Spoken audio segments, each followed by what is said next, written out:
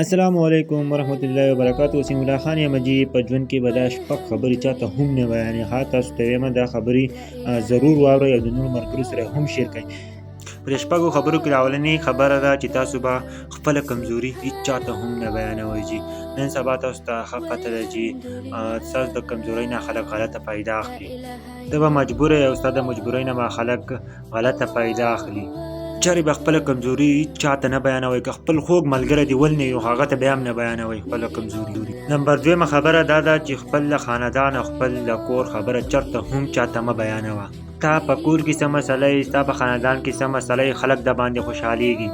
خپل کور خبره به هیڅ چاته هم نه کوي، خپل خاندان خبره هیڅ چاته به هم دا خبرې. خپل دریمه خبره پکې دا ده چې خپله تنخواه خپله څومره تاسو ګټئ نو هغه به چاته نه بیانوئ.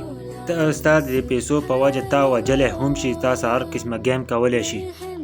خپله تنخواه او خپل پیسو حساب کتاب دا به چېرته هم چاته نه بیانوئ. په تېر شوي وختونو کې چې څومره غلطۍ شوي نو هغه چاته مه بیانوه. که هر څه ماضي کې نه څه شوي، څه غلطیانې شوي، هغه چېرته چاته هم مه بیانوه. خپل خوږ دوست ته هم مه بیانوه.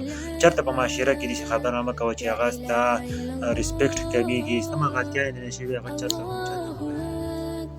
نمبر 5 چې په کومه ګناه کې ستا اخته یي نو هغه چېرته هم چاته مه بیانوه. هغه دې بیا شرموي. دا هېڅ چېرته هم چاته مه بیانوئ. نمبر 6 د خپلې کامیابۍ راز هم چاته مه بیانوه. چاته هم د خپلې کامیابۍ راز مه وایه چې زه په دې طریقه باندې کامیاب شوی یم. هغې مسلمان له ښه مشوره وکړه، د ښې لارې ښودلو کوشش وکړه.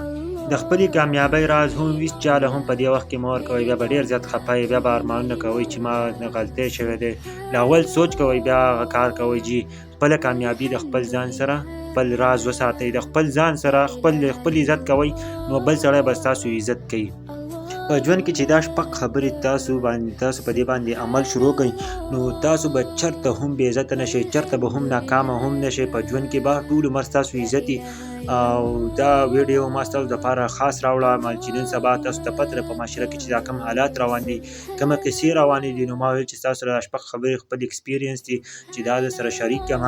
او که ویډیو مو خوښه شوې د نورو ملګرو سره ځکه شیر کړئ چې ډېره زیاته قیمتي ده چې تاسو دا د نورو ملګرو سره شیر کړئ.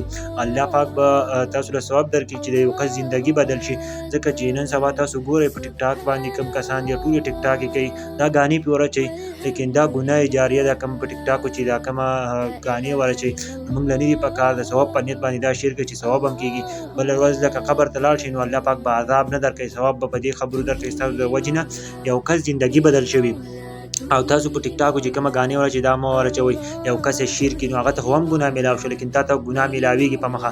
لیکن ته ګناه نه کوې خو تا ته ګناه مفت کې میلاویږي. بل موږ له پکار دی چې یو داسې اسلامي ویډیو شیر کړو، یو داسې بیان شیر کړو چې په هغه باندې موږ ته ثواب میلاویږي. که موږ په دنیا کې یو که نه یو دا صدقه جاریه دی. په جومات کې پیسې ورکړو دا صدقه جاریه ده. نو ټول له پکار دی چې د نن نه عهد وکړو. کومه ټیک ټاکو چې کومه په ټیک ټاکو چې ګانې ورچلي دا بېرته ډیلیټ کړئ.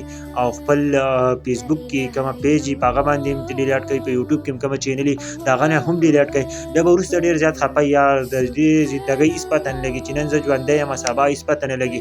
لیکن زما دا کومه ویډیو جوړه کړه دا ټولو پښتنو ته ټول مسلمانانو ته یو پیغام و چې دا شپږ خبرو راز خپل د ځان سره وساتئ او د شپږ خبرو خیال وساتئ. انشاءالله تاسو په ژوند کې چېرته ناکامه نه شئ، هر وخت کې به تاسو کامیاب یئ. زمونږ د اصلاحي ویډیو د معاشرې لپاره جوړو چې موږ ته یو پیغام د خلکو ته ورکړو چې د دې خبرونه منې شئ. تھینک یو.